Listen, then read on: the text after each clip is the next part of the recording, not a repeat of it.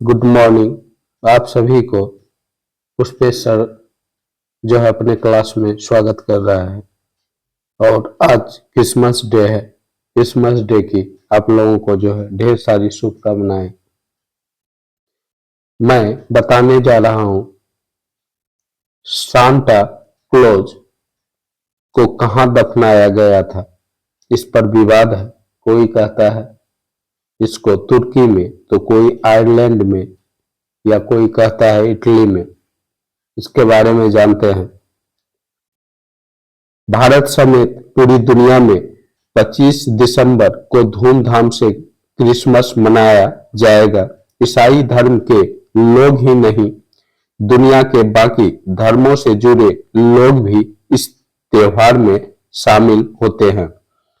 भारत में भी क्रिसमस का जश्न जोरदार तरीके से मनाया जाता है। स्कूलों में तो खास आयोजन किए जाते हैं और बच्चों को इस त्योहार के लिए खास तौर पर छुट्टी दी जाती है।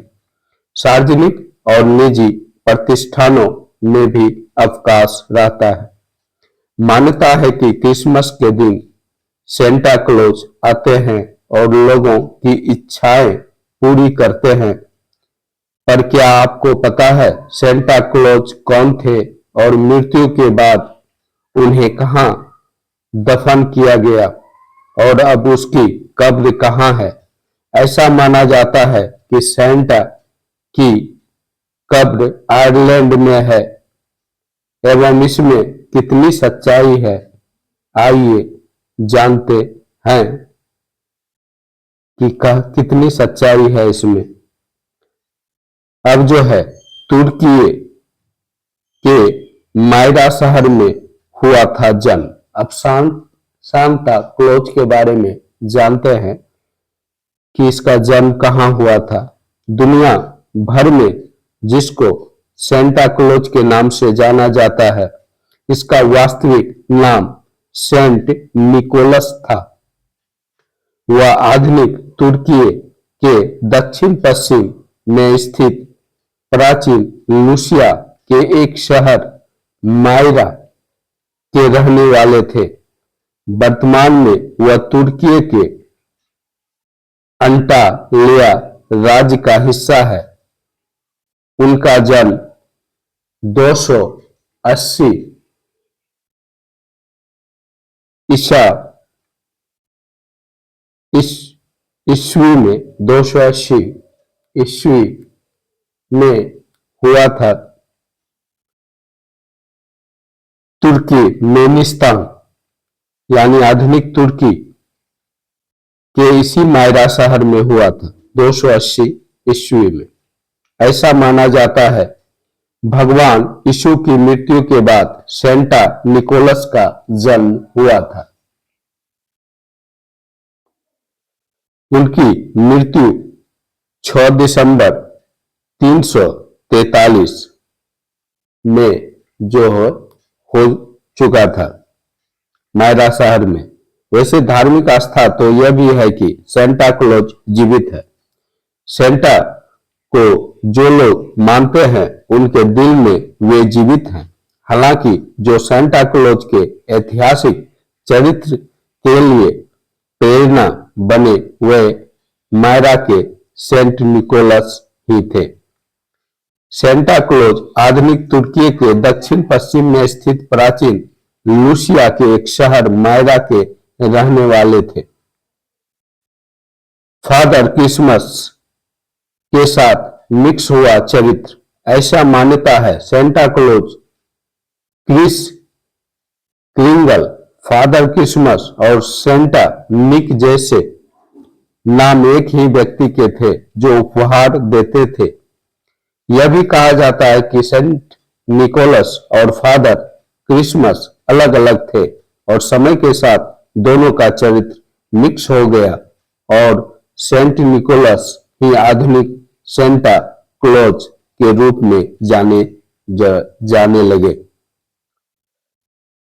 ईसा मसीह से ऐसा है गहरा नाता सेंटा क्लॉज का, उसके बारे में जानते हैं।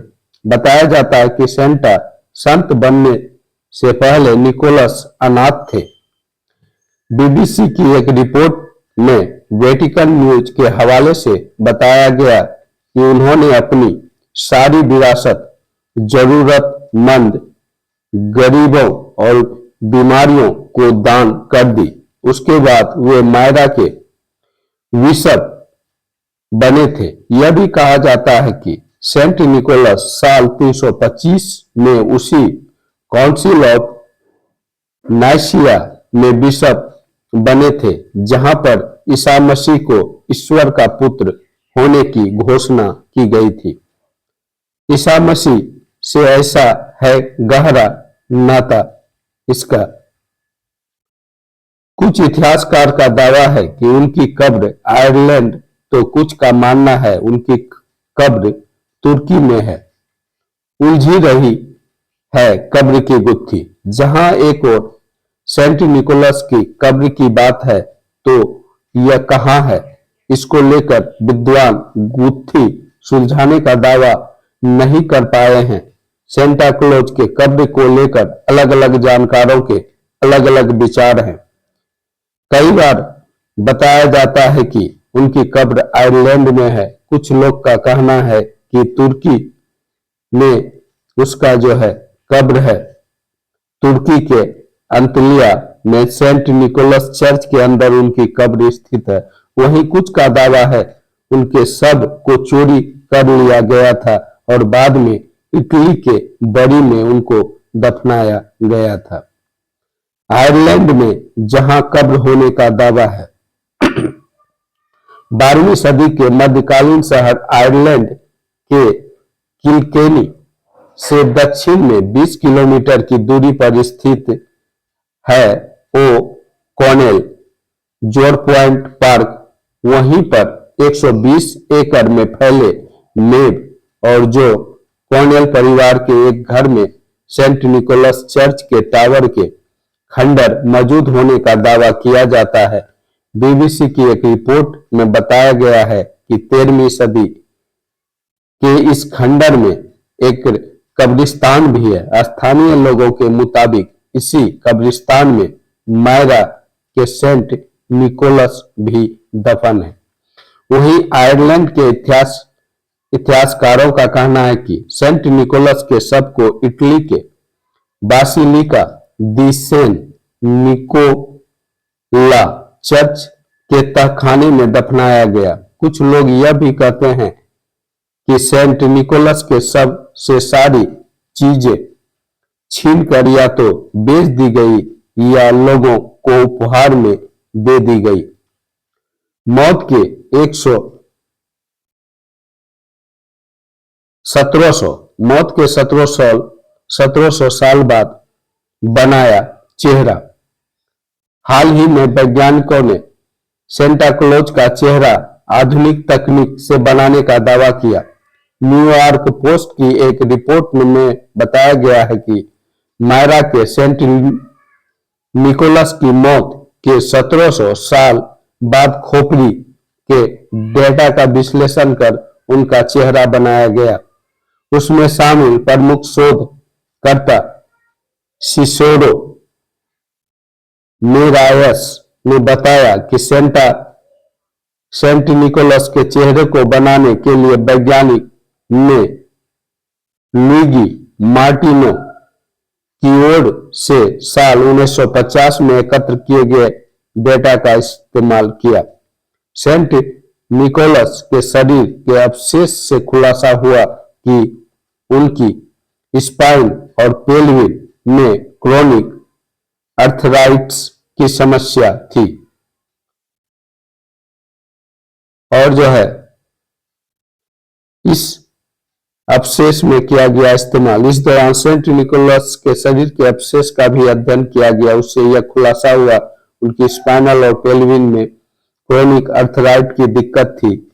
यह भी बताया जाता है कि उनकी खोपड़ी काफी स्थूल रही होगी जिससे उनको आए दिन सिर दर्द का सामना करना पड़ता रहा होगा। इस शोध में सेंट निकोलस के उन्हीं अवशेषों का इस्तेमाल किया गया जिन्हें पहले मायरा में दफनाया गया था। बाद में हड्डियों को इटली ले जाकर बाड़ी में दफनाया गया। यह था सेंटा क्लॉज का इतिहास, जो सेंट निकोलस है और जो है इसी के बारे में आज जो है क्रिसमस डे है। खास बातें मैंने बताई। ओके गाइस, वीडियो कैसा लगा जरूर बताइएगा। वीडियो अच्छा लगा वीडियो को लाइक करें, चैनल को सब्सक्राइब करें। Okay bye.